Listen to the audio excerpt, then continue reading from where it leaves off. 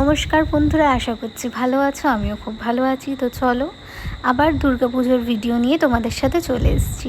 আগের বছরই আমি তোমাদের সাথে শেয়ার করেছিলাম পুরো পুজোর ভিডিওটা, তবে এবছর হয়তো পুরোটা আমি তোমাদের সাথে শেয়ার করতে পারবো না, তবে যতটা পেরেছি চেষ্টা করেছি তোমাদের সাথে শেয়ার করবার।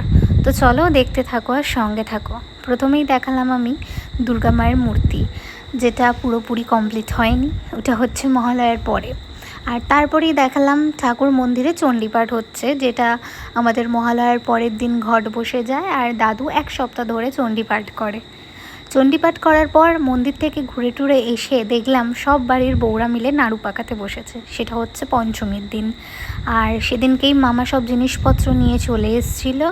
আর এটা ছিল চতুর্থীর দিন, যেদিন প্যান্ডেল হচ্ছিল। তো আমি পুরোটা ভিডিও তোমাদেরকে গুছিয়ে দিতে পারিনি। আর ওখানে বোটো কাকুরা রং করছিল, দেখতেই পাচ্ছ, যেহেতু পুজো প্রায়ই চলে এসছে। আমাদের চতুর্থী পঞ্চমীর দিনে ঠাকুর রং করা হয়। তো তারপরে পঞ্চমীর দিন আমরা বিকেলবেলা বেরিয়ে পড়লাম ঠাকুর দেখতে। তো দাদা, আমি, বোন অনেকেই গেছিলো, আমার বর। তো সব ভিডিওটা আমি ভালো করে শেয়ার করতে পারিনি। তো এদিকে দেখতে পাচ্ছ প্রচণ্ড ভিড়। আমার দাদা পাস ছিল বলে, যেহেতু আমার মামার কেবেলের ব্যবসা, তো সেহেতু পাস ছিল বলে আমরা ঢুকতে পেরেছিলাম। তো দেখতেই পাচ্ছ কতটা ভিড়, তার মধ্যে আমরা পাস নিয়ে ঢুকেছিলাম। তারপরে তো যতটা লাইনে যাওয়া যায় ততটাই পাস নিয়ে গেছিলাম। তারপরে তো ভিতরে প্রচণ্ড ভিড়। তো সেদিনকে কী কী ঠাকুর দেখেছি সেটা তোমাদের সাথে শেয়ার করছি, তোমরা দেখে নাও।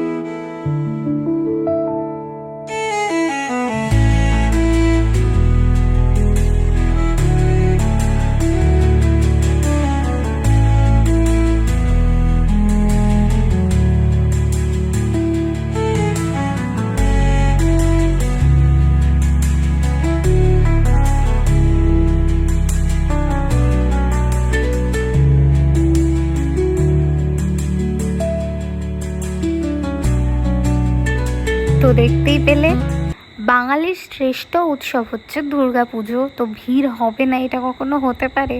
তো ওই ভিড় ঠেলে ঠাকুর ঠাকুর দেখে বেরিয়ে এসে খুব খিদে পেয়েছিল বলে সবাই মিলে ওরা এগরোল খাচ্ছিলো, আমি আর কিচ্ছু খাইনি।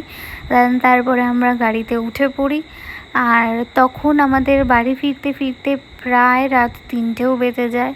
তারপরের দিনই ছিল ষষ্ঠী, আর সকালবেলা মন্দিরে গিয়ে দেখি মায়ের অর্ধেক সাজ প্রায় কমপ্লিট, মাকে শাড়ি পরানো হয়ে গেছে।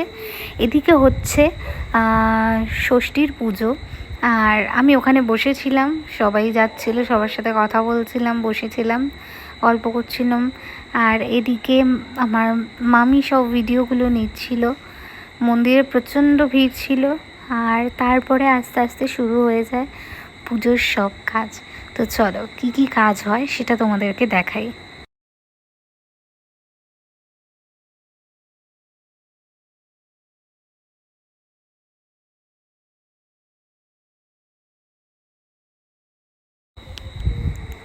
তো এদিকে প্রায় পোটো কাকুর মাকে সাজানো কমপ্লিট, আর তারপরে আমি এদিকে বরণডালা সাজাচ্ছিলাম। আর তারপরে আমি চলে গেছিলাম বাড়ি, গিয়ে ছিঁড়ি তৈরি করতে হয়েছিল, সেই ভিডিওটা আর নেওয়া হয়নি। তারপরে হয়ে গেছিলো সন্ধ্যের সময় বোদমতলায় আমাদের পুজো হয়। তো পুজো হওয়ার পরে মাকে গয়নাগাটি পরিয়ে রেডি করা হয়ে গেছিলো। অষ্টমীর আমি কোনো ক্লিপ নিতে পারিনি, একেবারে চলে গেছিলাম দশমীতে। দশমীর কিছু ফটো তোমাদেরকে দিয়ে দিলাম। আর এদিকে হচ্ছিল ঘট নাড়ানো, মানে দশমীর দিন সকালবেলা আমাদের সুতো কেটে দেওয়া হয়ে যায়। তো মনটা প্রচণ্ড খারাপ করছিল যে মা চলে যাবে। তো তারপরে এখানে দেখো ঘট নাড়িয়ে দেওয়ার পরে দাদু সুতো কেটে দিল, সেটারই আমি ভিডিও নিচ্ছিলাম। তারপরে আমি আর কোনো ভিডিও নিতে পারিনি, কারণ আমার শরীরটা প্রচণ্ড খারাপ হয়ে গেছিলো। আর এদিকে সবাই প্রণাম করছিল। আর রাতের বেলা শুধু বরণ করতে গেছিলাম, সেটার ভিডিও অল্প আছে, সেটাই তোমাদের সাথে শেয়ার করছি, তোমরা দেখে নাও। আর ফার্স্ট টাইম আমি বরণে নেমেছিলাম, আমার দিদা আমাকে জোর করে নামিয়েছিল যে তোর প্রথম বছর বিয়ে হয়েছে, তুই বরণে নাম। আর এটা আমার নিজের মামার বাড়ির পুজো হয়, সেই সূত্রে জোরটাও বেশি, বুঝতেই পারছো তোমরা। তো চলো দেখতে থাকো আর সঙ্গে থাকো। আসছে বছর আবার হবে। শুভ বিজয়া সবাইকে। খুব খুব ভালো সবাই থেকো, সবাই খুব আনন্দ করো, সবাই সুস্থ থেকো। তো চলো পরের কোনো ভিডিওতে তোমাদের সাথে আবার দেখা হবে। তো টাটা, বাই বাই।